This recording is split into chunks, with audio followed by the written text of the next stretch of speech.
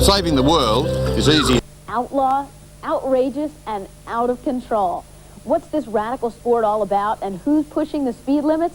The answers come your way as we ride along with one of the most demanding sports in the extreme games. Playing with gravity, Mother Nature's toy, is a tradition. To race with inertia, with a hill against a competitor, has transformed a theory into fun and back into science as gravity vehicles turned high-tech.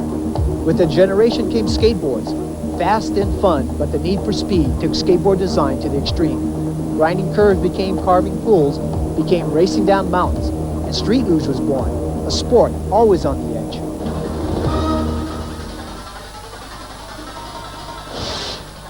Right. Name's Everett Rosecrans. What the heck kind of name is that? Street luge. So what the hell street luge? Human missiles on a high-tech sled going downhill in excess of 70 miles an hour.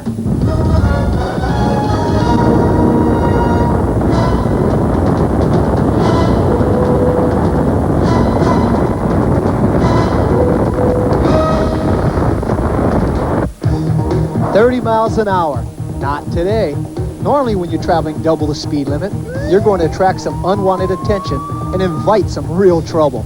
Here at Granite Station, high above the Bakersfield Flats, we've closed the roads to show you street luge. The pilots you're about to meet examine their boards to get ready for 70-mile-an-hour speeds and an adrenaline rush that could power a rocket. They look like racers, they travel like astronauts, they think high-tech, and they're looking for the ultimate roller coaster ride. I used to do downhill bicycles, and a friend of mine, Don Bosick, he got me into luging, and I would do the downhill bike, and he would do the luge, and I just looked at the luge one day, and I said, man, this is a lot safer. It's faster, it's safer, and you just feel like you're going, 2 times as fast because you're so low to the ground. There's nothing like it in the world.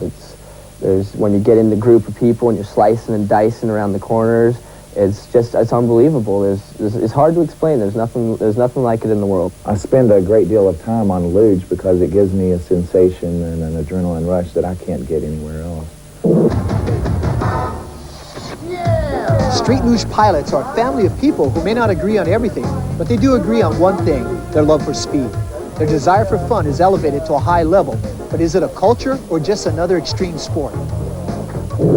I'd say culture. Definitely culture. Basically, people that luge are pretty different than most of my other friends. I have a set of friends that luge, and I have a set of friends that don't, and they're completely different. I see this as a sport because it takes a lot of physical energy. It takes a lot. It takes a lot out of your body. It takes a lot of concentration from your mind. It's physical. We're athletes. At the same time, we are a group and culture, but we are athletes. It is a culture in its own way. We have our own lingos and our own own things that we do, but at the same time, it's a sport. Yeah! That was bitchin'!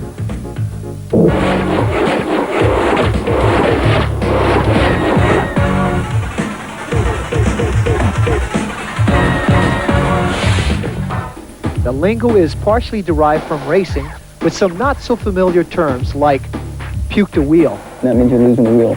And right there, obviously, that concerns you when you're riding. Flowing water.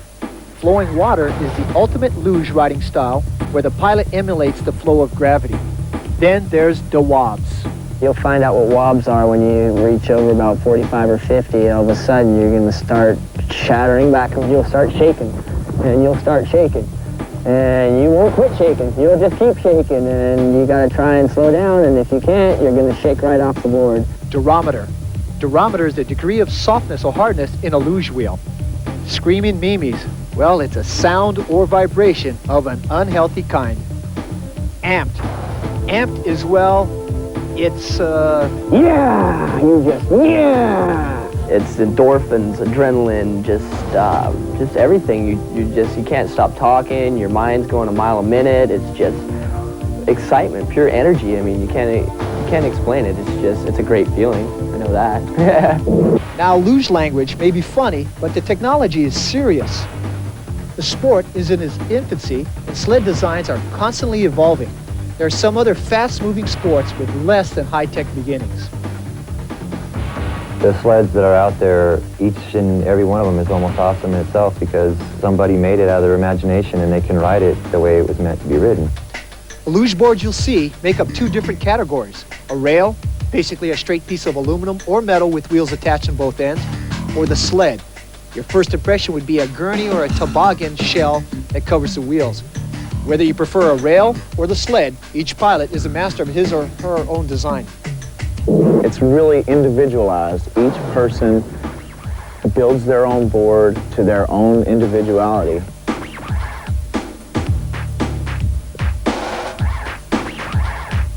So it is something that you have to put together yourself. You can't go out and buy one at Kmart or sporting goods store. Well, Lee Dancy and I both ride sleds, and we just feel it's a little faster style, and it feels better in the corners. You're tucked below, well, you're right next, about in line with your axle. And it just feels better. You don't feel elevated. You feel lower and you feel faster. The weight helps on a long course. The weight kicks in at a certain point and you just take off from the lighter boards. Each person brings new ideas to the sport. Something works, something else doesn't, and we can continue to evolve the sport in that way. The idea is to go as fast as you can. Whether you prefer a rail or a sled, it has no shocks and you're a quarter inch off the ground. It'll give you the feeling, let me tell you, like you're right on the asphalt.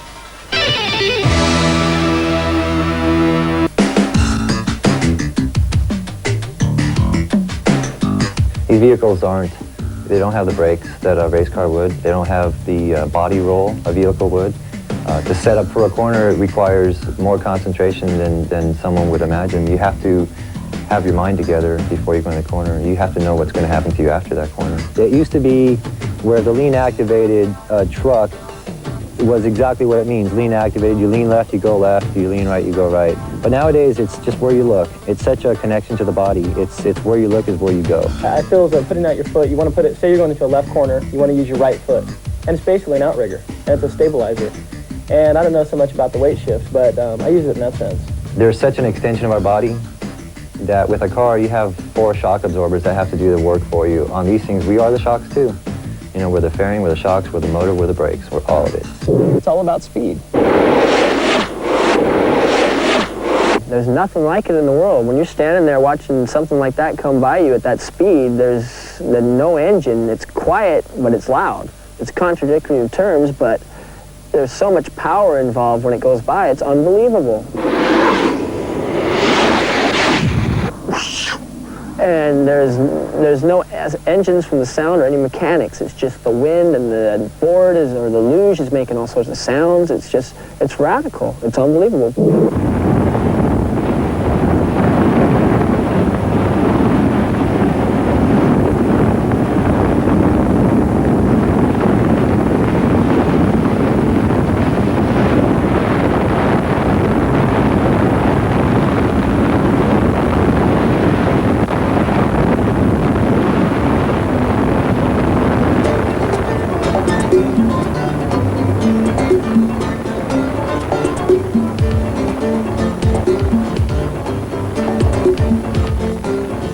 Pilots make up the soul, and the vehicles are the heart of this high adrenaline lifestyle. That's why there's a motor in your mind with these things, because the gravity is there for you. You just have to make it work. It's so calm.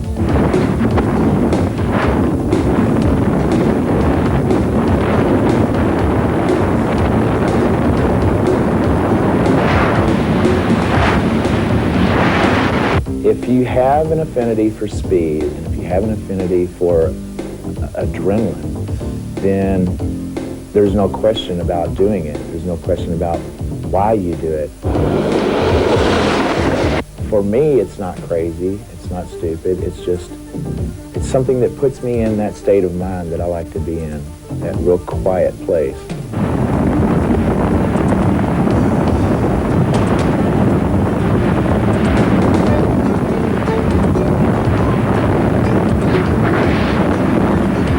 Once you put the helmet on and you close the visor and you start going down the road, you're looking out a 6-inch by 12-inch screen at the world.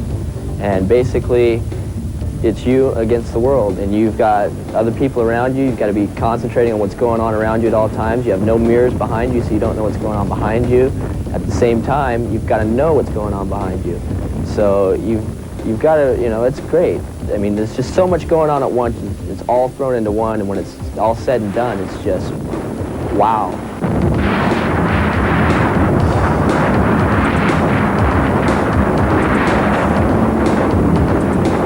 It's so calm.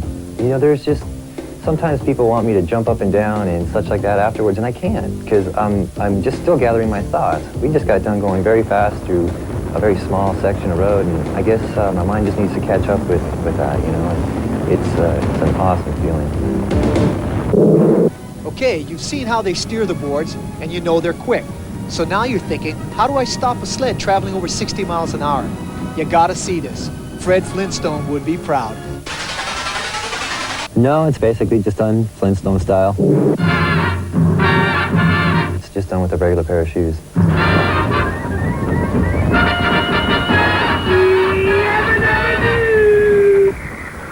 Get a grind on your heel. I've had some incidences where all my socks have holes in the heels because you just run out of shoes. It's so basic. You know, you have no mechanical means of stopping. So you throw your feet down. Coming into a corner, if you feel you're carrying a little bit too much speed, you just want to tap your heel and pick it up, because just tapping your heel is like hitting the air brakes. And you can stop amazingly quick with your feet. I mean, people laugh at us when they ask us, you know, what do you use for brakes? And you throw your foot up and let them see your shoe, and they think it's unbelievable. Once these guys have mastered the control and speed of their boards, they live to race, and race they do.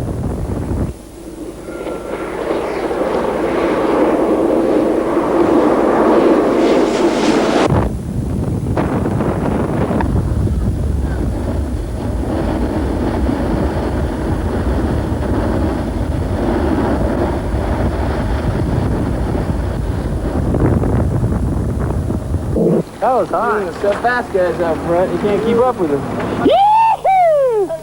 Speed! Still to come. Proving that objects of differing weights would fall at the same rate. Dropped the balls off the Leaning Tower of Pisa. Not true. Not true at all. He rolled them down inclined boards. And in this great scientific tradition, Dara Torres has found a man who is taking Galileo's gravity experiment to a new sporting extreme.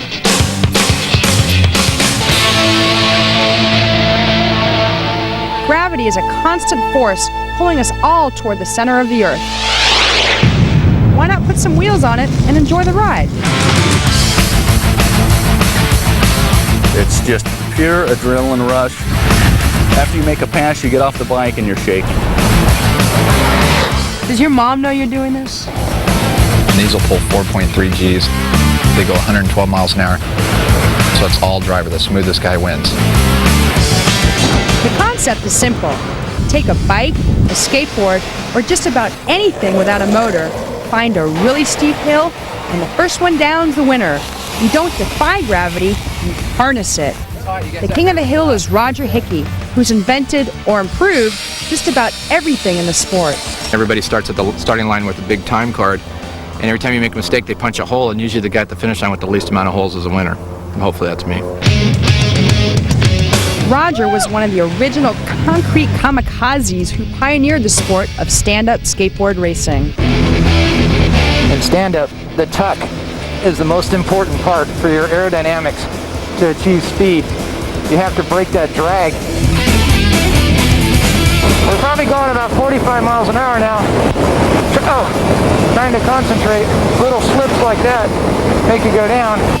G-force junkies looking for a little more control and higher top speeds go for the Hickey-designed Gravity Formula 1. What's that formula again? This is a stick push-pull theory here. The frame is alloy steel. You push it to go right, you pull it to go left. Body is fiberglass composite. You got your brake system here. A lot of exotic aerospace materials. These things stop on a dime. The most radical form of gravity racing is the street luge. These stretch skateboards can hit speeds over 70 miles an hour. To keep the weight down and the adrenaline high, street lugers have no brakes. You stop the Fred Flintstone way. These were brand new this morning. From his record-holding Genesis board to the brand new Eagle, Roger's been busy refining his design. It has a tube chassis that comes all the way through the bottom of this, and then this is fully enclosed for aerodynamics to make it a lot smoother. It creates torsional flex like this, so it just handles a lot better. This thing handles like an Indy car compared to this one. So if you win, it's because you have the better board. It's because I'm the best rider.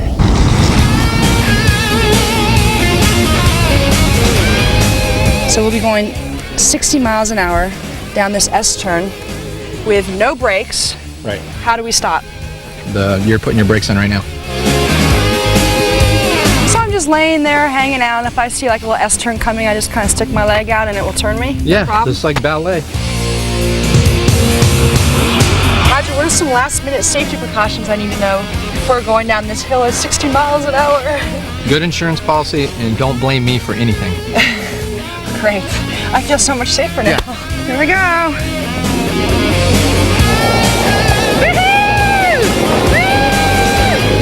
It's on the lean.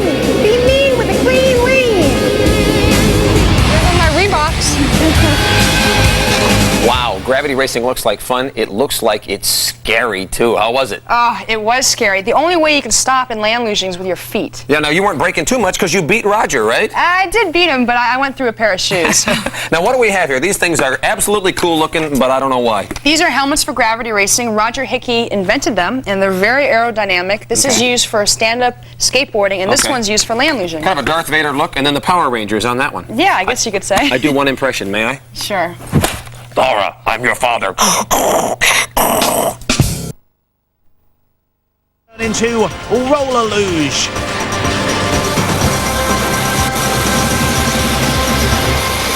It's the road version of the winter sport of luge. The slim, streamlined boards are just inches off the ground. It's an exercise in gravity terror. This is the Team Max from Thousand Oaks, California. Their favorite luging spot is the long, twisting mountain road that runs through Los Padre Forest.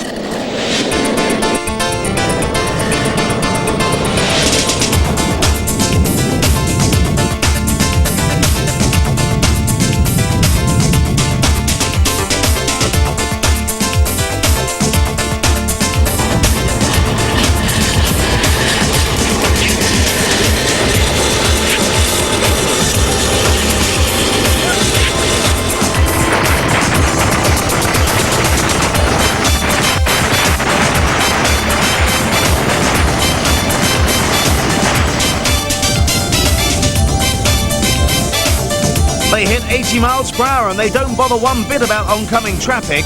Steering? There isn't any. You just lean one way or the other. And brakes?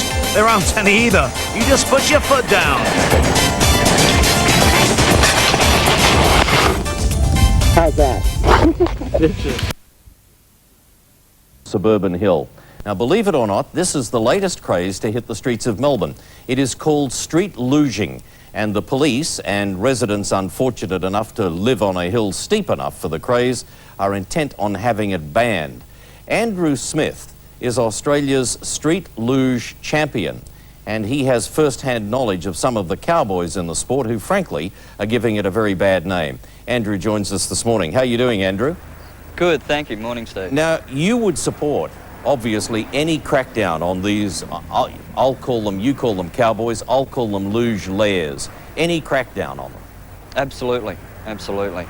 The biggest problem that we have, or the closest comparison would be like Joe Citizen jumping into a Formula One car, no protective gear, a substandard vehicle, and going racing. It just doesn't happen.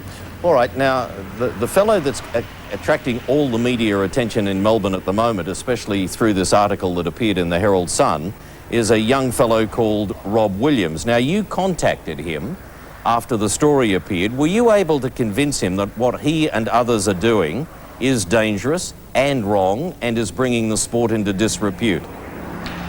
Yeah, I've actually known Rob for a little while, and he's a very nice guy, personally. I'm quite sure he's now fully aware of the ramifications of his actions and the photo that was taken. The organisation which I belong to, which is the IGSA, it's an American-based organisation, has been trying for years, approximately 15 years in fact, to clean up the sport to such an extent that now in America and Europe, with the ESPN Extreme Games, it is of such a highly professional nature that you've really got to be on your game with equipment as well as your skill level to even come close. Well, now, talking about equipment, I mean, some of these guys are wearing shorts and T-shirts and runners. I mean, that's just crazy. It is, absolutely, and I've got to agree with you. To race, for example, full-faced helmet, 1 or 2 piece leather outfit, leather gloves and proper luge boots, which have been designed by Biker Sherlock, the world's #1, and built by Converse shoes.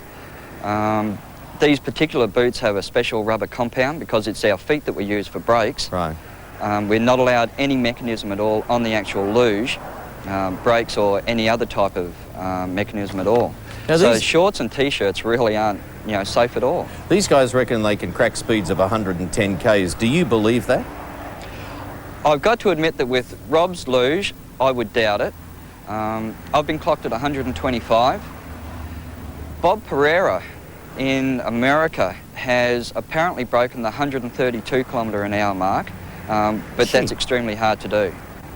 All right, now you're Australia's only professional street luge racer, and you've got your weapon. I thought it was a mannequin, I have to tell you in the beginning. Besides, we're about to go to a break, but can you just adopt the horizontal, as it were? Show me how you ride one of those things? Yes, certainly, not a problem. Now, that's aluminium, right? Yes, that's right, 6060T aluminium. Right, and what sort of width and length are we talking about? My particular luge, at the moment, is 2.4 metres long. Okay. And you're registered, you're carrying a number plate? That's right, that's my race number plate. Okay. All right, well, let's have a look. Show us how you do it. I think I might say goodbye to you now, Andrew. I suspect you're going to disappear into the distance. Certainly. Thanks very much for the chance to talk, Steve. No, it's a pleasure. Take care. You too. You too.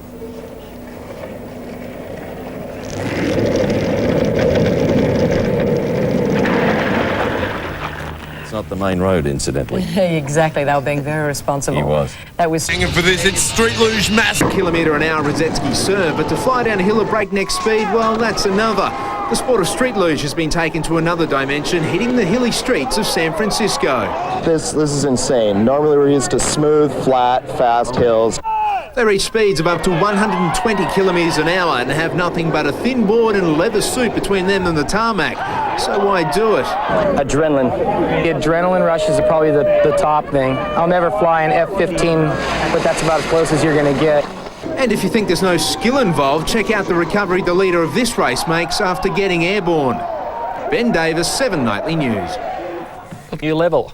Street level, with their bodies just millimetres off the ground. These adrenaline junkies hit speeds of up to 175 km/h. Now, if you thought the ice was bad enough, these streetwise luge racers have only the rubber on their feet, separating them from downhill glory and torture on the tarmac.